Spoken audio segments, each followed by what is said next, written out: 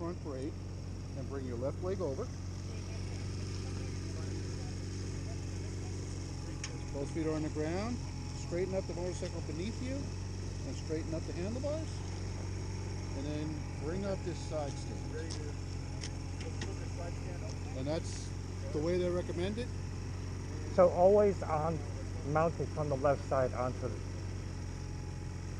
I'm going to say the way MSF says it, yes, always mount from the left side. From the left side, okay. I just want to make sure, so I practice that way.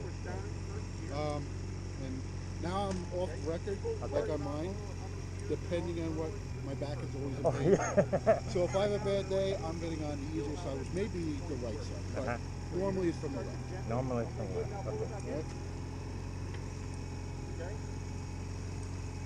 So, and while we're sitting here, before we move out, go ahead and put all your fingers on the grips. During the first few exercises, when you do the class, we say you're allowed to cover the clutch. So you leave the fingers on top of it. And that's because if you feel like you're losing control, if you squeeze that clutch in right away, it takes all the power from the motor away from the rear wheel. It'll slow down and stop. This time, we always keep our I would say keep your fingers together. So if you roll on the throttle a little bit, good, and it's not going to go anywhere, roll on. And what we don't want to do is this. So start flat, and now roll on, just turn your wrist down a little bit. So that's why, so when you lift up to get to the brake. Oh, so to actually be a little bit higher? Nope. Here's what I'm talking about. I'm going to start like this, roll down, but you notice I didn't go like this at all. So I'm starting from there, and then when I go to brake, if you see what happens, I go up and reach, but I also help roll off the throttle by doing it that way. Oh, okay, so that. And you saw, but you see, when you go from a normal position, you go down, roll, now go for the brake. But you see how your wrist went up? Yeah. That's why you always want to start from that So that will automatically release the throttle. It will help you roll off the throttle, correct. Okay. So not over down here, not over here, but here. Yep.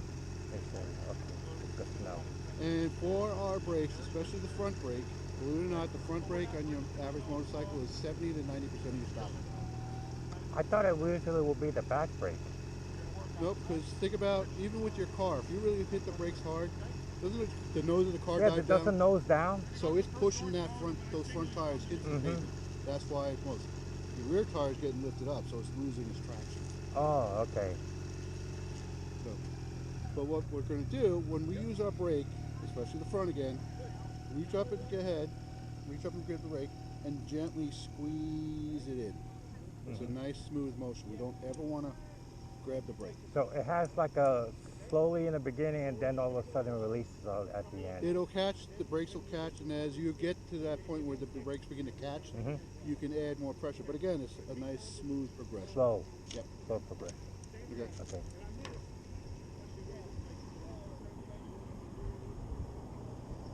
So where the front brake has, to make the front brake work, you're obviously squeezing in. The clutch is sort of the opposite. So go ahead and put these fingers on the clutch and bring the clutch all the way in. And you can do it all the way to the handlebars. So right now the motor's disengaged from the rear tire. The clutch is a smooth progression out, and you're looking for that zone, it's called the friction zone, where the clutch is just beginning to put tire to the rear wheel. And you're going to spend a lot of time, your riding time in there, just especially like parking lots or whatever, moving your bike around, in that friction zone. And that's again, a finesse thing. So it's a finesse thing. So like you have to like feel it when it catches. Well, once you start the bike, it feels kind of rough, but yeah. But again, and every bike has its personality. When you have your bike, you and it will become friends. Hopefully. Eventually. Yeah.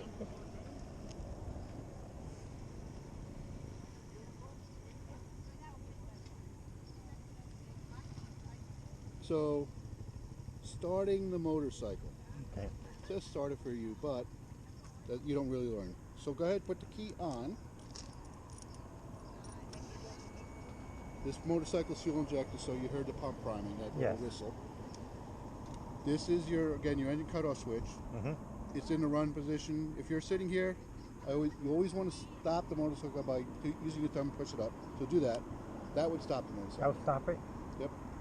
So that would stop the The key's no longer part of it. no part of it. So you have to like, and then turn the key to on again. Nope. No, it 'Cause you- actually started. I felt it. Yeah, you heard it. Oh wow. If you look at it as a wire, here's a point where the wire has to be connected. Uh-huh. That's a point where that same wire needs to be connected. And then the start button is the final. So, but I always say you always want to stop the motorcycle using that. That. Because notice both your hands are still on the handlebars. Yes. So Yes. with the If bike, you want to keep your hands on the handlebar. yeah, if right, the bike right. tried to get away, you still have control. Yes, If you yes. took your hand off and the bike wanted to get away with one hand, Yeah. well, all of a sudden you're getting thrown back a little bit, Yeah. which means this hand's pulling back, Right. which means you're turning that way. Yeah. Yeah. Keep both hands on. So. Yeah. Now you could hear it. You can hear it priming hear up it. again because Yeah. that wire's connected again. So this goes through this Hmm. to the engine, and this cuts this off. Yep. What this Okay. it's also doing is sending power to different portions of, like, for Right. indicators. Right. Other stuff like that. indicators, but the main thing, this through this to the engine. Yep. And this cuts off this. Yep. Okay. And every bike is going to be different. This is, The we'll majority say, a of the time. standardization with motorcycles. Uh-huh. This portion, Hmm. unless you have some 1912 or something, but as motorcycles evolve, Uh-huh. the corporations did some standard things. Oh, okay. So everything- it's not like, you know. Yeah, you're it's not out- like it's going to be different on that one. They're all going to be the same. Okay. All right. I just want to make sure. So go ahead and press that start button. Well, before we do that, put that back to run. Without bringing in the clutch, I Mhm. want you to move the motorcycle back 2-3 a foot each way. Okay, nice and gentle. What we did there is made sure mechanically the motorcycle's in neutral. We know that now, right? How would could- you? Because if it was in gear, we would wouldn't- not be moving. Correct. You might get an inch, but Mhm. there would be stops. All right. So you know that this is a neutral. Yep. You have a neutral indicator here, Hmm. but that switch is down in the transmission somewhere, Mhm. very dirty. So I say it's a great tool to Mhm. use, but rolling the motorcycle will be the one that tells you Well, what I you're tell you that you're really in neutral. Mhm. If you were not in neutral, you will not be able to move more than an inch or two. Right. Okay. So now what we're going to actually do is start the motorcycle. So go ahead and, we always say squeeze in the clutch. Okay, so go ahead and squeeze in your clutch Squeeze the clutch all the way. all the way in. And this is just an added safety. You're already in neutral, we're making sure And it's good. this is also makes it even more neutral. This will leave it in gear. Right. I mean, you're in neutral now, it doesn't matter. Mhm. But by doing that, again, if the transmission slipped into gear, Mhm. it would take off. So now you've added another level of safety Uh-huh. to start it. So go ahead and press that start button, which is right there. Oh, this is the start button. Okay, here it goes. And just so you hear, let's listen to the motor. So 90% of your riding life is about quarter throttle. So just do a gentle roll off. That's a little bit high, but you get the idea. So that's about where you're going to be most of your life. That way? Yeah, it's not going to be a lot. And how come I hear bikes running down Central Avenue with all that, with all that power going down there? If they're, it's called matching your gears to your speed. And again, bikes have their personality. They have different exhausts. They have different systems. When they're under a little bit of pressure, they're going to sound it. So just that. That's how much you need. Yeah, pretty much. My bike, and that's that thing. I have a tachometer on mine. I spend 90% of my riding time at about 2,200 RPM. Hmm. Oh, so you're not like riding, redlining it. No, no reason to. So now, and we're going to add something to this. So go ahead, roll on the throttle. Now go ahead, roll off as you're reaching to that front brake and squeezing. And again, you rolled off a little bit with the thumbs and squeeze. Because we're going to go out and go cone to cone, but you're going to use, because we're going to keep walking, you're going to use your front brake for stop. Mhm. when we do come to a stop, it's very important that your handlebars are straight. Because if they're a little turned, even a little bit at this slow speed, you'll feel the bike try to go into the turn. Oh, into the turn. Yeah.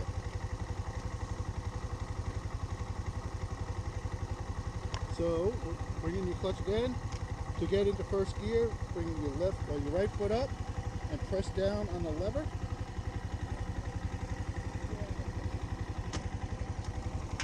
And now we're in first gear. Now we're in first gear. So, And we're still holding on to the clutch. still holding on to the clutch. So what we're going to do is see these green cones right here? Yeah. The triple. I want you to slowly let out the clutch. Very slow.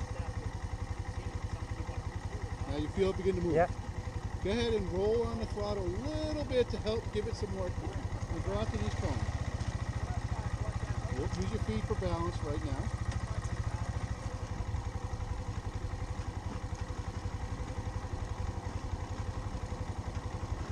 You're going to sort of head that way a little bit.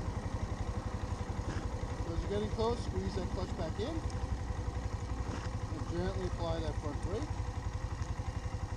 And that's basically getting the friction zone down for the motorcycle. So you gotta like